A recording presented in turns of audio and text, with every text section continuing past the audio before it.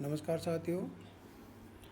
यानी कि पिछली क्लास में अपन ने उदासीनता वक्र के बारे में अध्ययन किया था और उसकी विशेषताओं पर भी प्रकाश डाला था, जिनमें से पहली एक विशेषता अपन ने बताई है। एक विशेषता का अध्ययन किया था कि उदासीनता वक्र ऋणात्मक ढाल का होता है। आज अपन इसकी दूसरी जो विशेषता है उनका अध्ययन करेंगे। इसकी दूसरी जो विशेषता है कि उदासीनता वक्र मूल बिंदु के प्रति अंतोदर होता है, यह भी इसकी विशेषता होती है। अर्थात उदासीनता वक्र मूल बिंदु के प्रति कॉन्वेक्स होता है, अंतोदर होता है। इसका क्या कारण है अंतोदर होने का कारण? इसका कारण है यानी कि ह्रासमान प्रतिस्थापन की सीमांत दर का होना इसका कारण है। अर्थात इसका कारण ह्रासमान प्रतिस्थापन की सीमांत दर का होना है। अर्थात घटती हुई प्रतिस्थापन की सीमांत दर के कारण उदासीनता वक्र मूल बिंदु के प्रति अंतोदर कॉन्वेक्स होता है। जिसका ये मतलब है कि x की एक अतिरिक्त मात्रा प्राप्त करने के लिए उपभोक्ता y की घटती हुई मात्रा त्यागने को तैयार होगा। यानी कि x वस्तु की एक अतिरिक्त इकाई प्राप्त करने के लिए उपभोक्ता y वस्तु की घटती हुई मात्रा त्यागने को तत्पर होगा। इसी प्रकार उपभोक्ता y की एक अतिरिक्त मात्रा प्राप्त करने के लिए उपभोक्ता x की भी घटती हुई मात्राएं त्यागने को तैयार होगा। और इसको अपन एक्सप्लेन कर सकते हैं, डायग्राम के माध्यम से भी इसको समझा सकते हैं।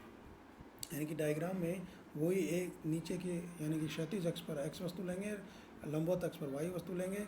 जैसे जैसे अपन x वस्तु की मात्रा बढ़ाते जाते हैं वैसे वैसे y वस्तु की मात्रा का त्याग करना पड़ता है, y वस्तु की मात्रा कम होती जाती है। लेकिन इनकी जो कमी की जो दर है, अर्थात इसमें जो घटने की जो दर है वो उसमें लगातार यानी कि वो घटती जाती है।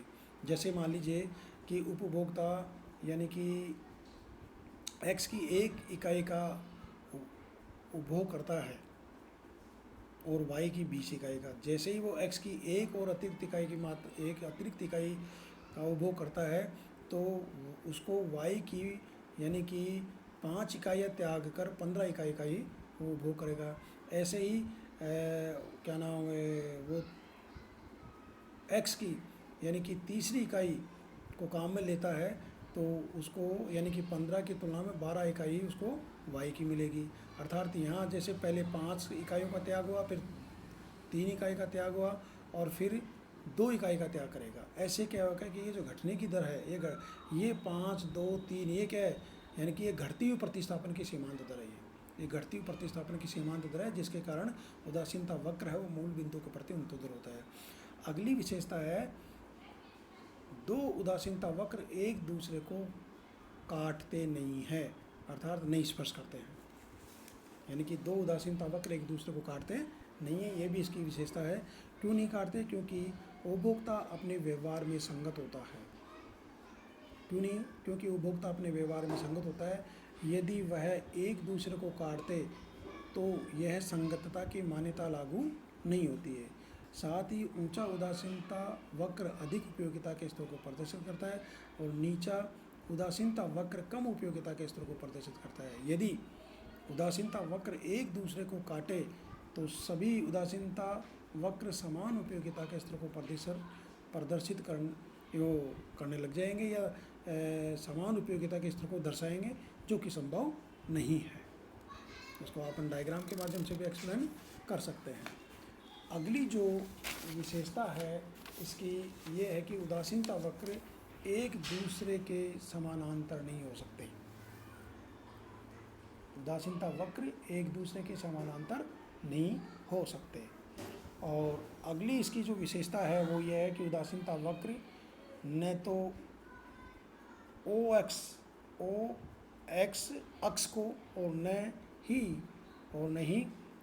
ही ओ वाई अक्ष को छूता है या स्पर्श करता है। अर्थात उदासीनता वक्र है वो अनंत स्पर्शी होता है। अनंत स्पर्शी का मतलब होता है कि उदासीनता वक्र को दोनों अक्षों की ओर अगर बढ़ाते हैं तो वो किसी भी अक्ष को स्पर्श नहीं करता है। अगली जो विशेषता यह है कि ऊंचा उदासीनता वक्र है वो संतुष्टि के अधिक स्तर को प्रदर्शित करता है। ये इनकी विशेषताएं हैं, यानी कि ऊंचा उदासीनता वक्र अधिक उपयोगिता के स्तर को दर्शाता है।